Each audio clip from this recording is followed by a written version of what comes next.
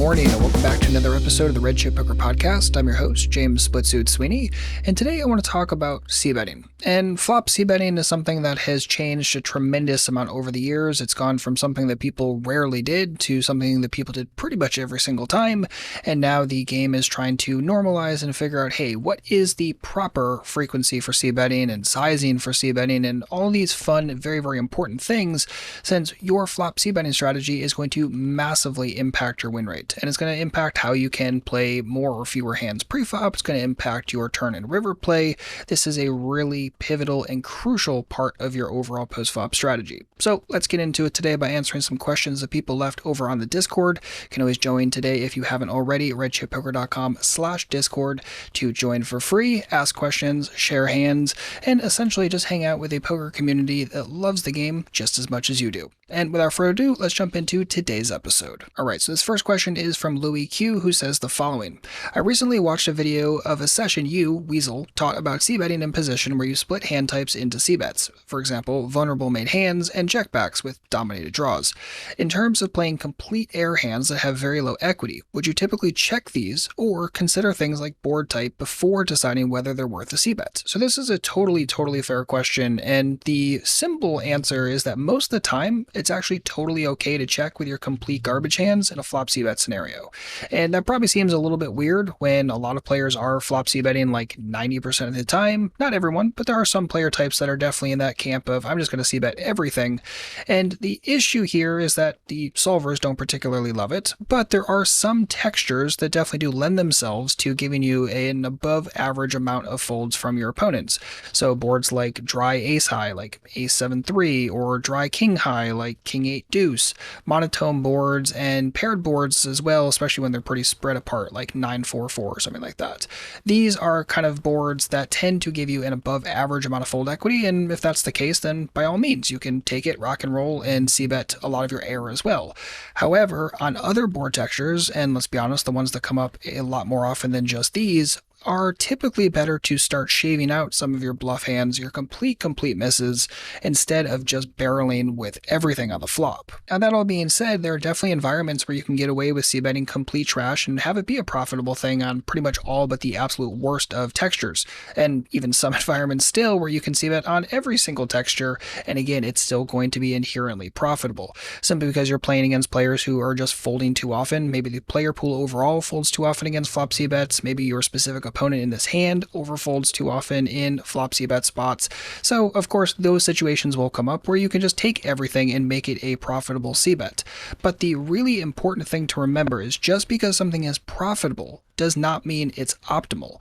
So for instance, delay c-betting instead of just outright c-betting on the flop can actually be quite lucrative, and when you compare the options between a delay c-bet or just going for a flop c-bet yourself right that moment, you might actually find plenty of situations where that delay c-bet is more profitable, especially in multi-way pots or against specific kind of opponents. This is definitely something you can consider with your complete trash hands. So don't just get lost in thinking, oh well, because I found a slightly plus EV c-bet, I should just fire it with my total air.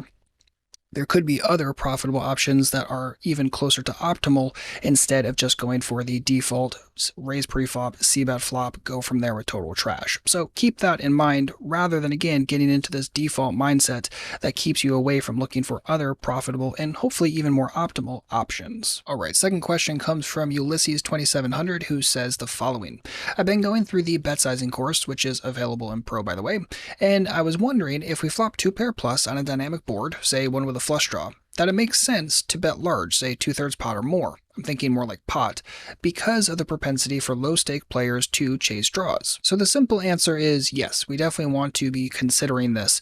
And the question kind of sets up the overall assumption that we're talking about low-stakes players, players who will overdraw and are probably going to be more inelastic with draws, meaning they're going to pay roughly the same price whether you bet a small number or a large number. They just want to continue with those draws. So if we're making the assumption that this is either a specific game or a specific player type that is going to continue to often with second best hands, then yes, as a pure exploit in that environment, you can definitely size up the bet sizes of your really strong hands. And this kind of dovetails into a very common exploitative mistake that a lot of players tend to make, and that is repeatedly using the exact same bet size with all possible hand strengths and holdings. So essentially the kind of person who bets every single flop only for 1/3 pot. While overall, in a very balanced perspective, maybe that can make some sense when we're talking about the environment that we've kind of laid out here. Again, kind of a softer environment, people who are more inelastic will continue with those draws for bigger prices just the same. Why not, again, pump up those numbers? You don't have to stay at the same 1/3 pot just because maybe that's the default strategy, or maybe that's what you would use against a different player type. Rather, think about who your exact opponent is right this moment and then choose the best size accordingly. What are the exact factors of play, the exact texture, the exact strength of your hand, the exact mistakes they're likely to make, and then go forward from there. Don't get lost into thinking that every single bet you make has to be the exact same size in all situations. You have to be totally perfectly balanced across a single bet size. Oftentimes it's just simply nowhere close to true, and especially when you have exploitative information. But overall, if this is the permission you need, yes, you can 100% and should be looking for situations where you can bet larger on the flop with your really strong hands. And while we don't typically overbet the flop in Hold'em, it's still a consideration. And if your opponent is really that much of a calling station and you need to overbet the flop in order to make sure you set up stacks and the pot size goal that you're looking for, and again, they're going to continue with plenty of second best hands, you can definitely consider it. But yes, you don't have to get stuck into betting every single c-bet spot for the exact same number. Again, look for situations where you can go larger, and oftentimes that's with your strongest hands against your weaker opponents, and as such, you can make some very nice big pots and really make sure you maximize value if you're looking for this and not getting caught into making the exact same size in every single spot. All right, so this next question is a continuation of the conversation from Ulysses 2700, who asked the following: is there any need to balance these bets out, talking about these larger bets, with semi-bluffs like nut flush draws, or is that not needed until playing against tougher opponents? So the simple answer, again, kind of understanding that both question 2 and this question are kind of interrelated to each other. If we're looking at that bigger bet sizing option, yes, we should be looking to throw our best drawing combos also into the larger sizing category and simply going forward from there. So you might hear this and have an alarm bell going off in your head saying, wait, this doesn't sound right. We're talking about flop c-betting, and we're going to use a large size and probably a not large size as well in our overall c-betting strategy, but the large size is just going to have our absolute strongest of hands and our absolute strongest of draws. That doesn't sound correct. And obviously, if we're trying to develop something balanced, that's not going to be correct and not going to be particularly good, because it could be extremely face up to anyone who's paying the slightest bit of attention, right? This is completely an exploitative approach, and that's kind of the whole point based on what we've been discussing and the environment that we're talking about, or again, at least the opponent that we're specifically talking about in a situation like this. So yes, it is totally face up against a thinking player, but it's also not the strategy that we would implement against a purely thinking player, to just utilize this large size equals the largest of our hands and the smaller size equals the smallest of our hands, which means that if we were trying to, say, hypothetically create something that was more balanced and we wanted to have a large sizing option in this flop c-bet spot as well as a smaller one of the things we could do in that spot is say, okay, we're going to take some of our stronger hands and actually lump those into our smaller size, right? Because we want to protect the small size from not being totally face up and never having monster hands.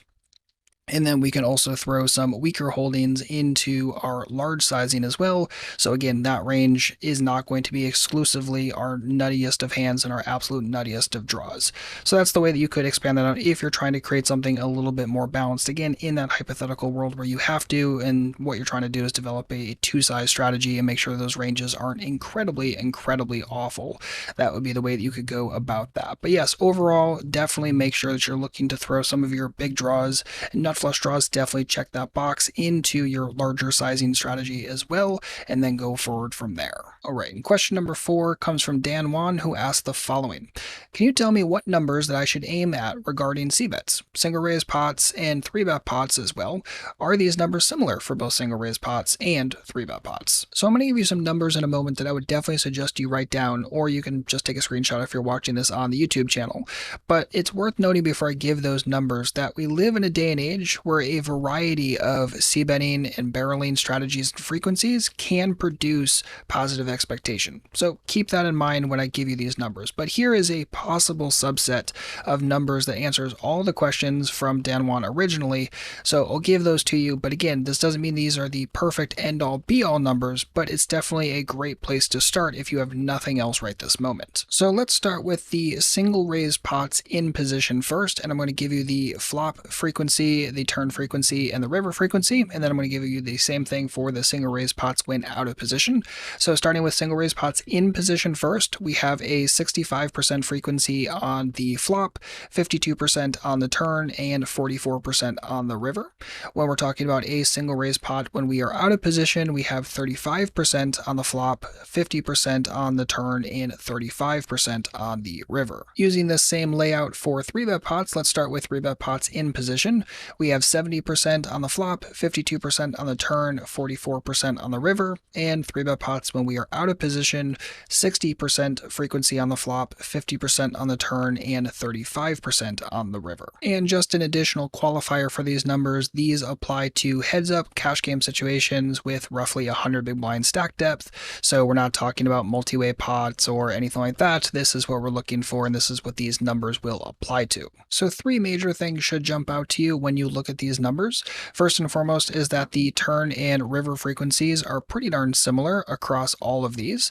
Number 2 is that the single raise pot in position and the 3-bet pot in position, both of those flop frequencies are pretty darn similar. And then also you notice that the absolute lowest flop frequency is single raise pots when we are out of position. A lot of players feel very, very uncomfortable, feel like they have to continue firing even when out of position, and that's just simply not true given this overall frequency chart. So keep these things in mind, and again, make sure to write these numbers down and review them from time to time, because this is definitely a great starting point and something I would suggest all players look at and probably review a couple times a day for a couple weeks until it gets fully ingrained. And by the way, if you're listening to some of this and you're like, I don't know, this seems a little over my head or doesn't really apply to me in my games, I would definitely make sure to check out Core if you haven't already. redchippoker.com/core to get taken right there, sign up and enroll today.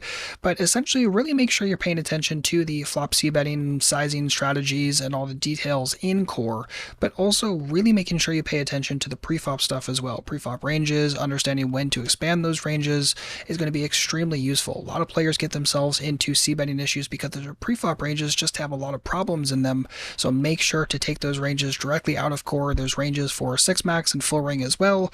Definitely make sure to do that again at redchippoker.com/core to dive in today. And that is going to wrap it up for this episode. Thank you so much for hanging out today. As always, if you have any comments or questions, please don't hesitate to let me know, or again, you can always post them over on the Red Chip Poker Discord, redchippoker.com/discord to join today. If you need anything, let me know. Otherwise, we'll see you back in a couple weeks with a brand new episode. In the meantime, good luck out there and happy grinding.